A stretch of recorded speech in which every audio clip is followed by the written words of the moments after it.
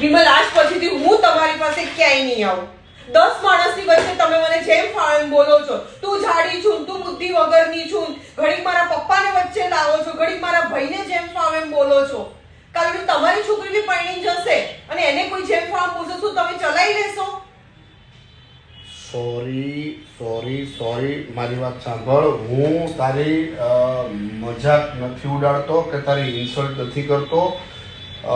મારો ખરેખર એવો ઇન્ટેન્સ નથી હોતો, પણ આઈ એમ એક્સ્ટ્રીમલી સોરી. મારી ભૂલ.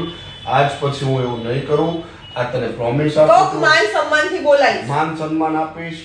તું મારી પત્ની છું, મારી અર્ધાંગીની છું. તને પૂરેપૂરો માન સન્માન આપીશ. આપને સોરી, લવ યુ.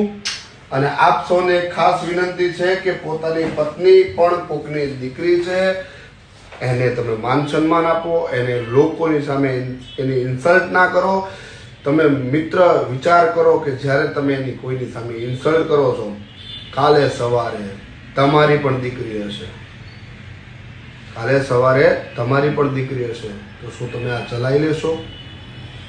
જો મારો આ મુદ્દો સાચો હોય ને સાહેબ, તો કોમેન્ટ જરૂરથી ઠોકજો અને આ વિડીયોને એટલો શેર કરજો સાહેબ કે લોકોને જાગૃતતા આવે.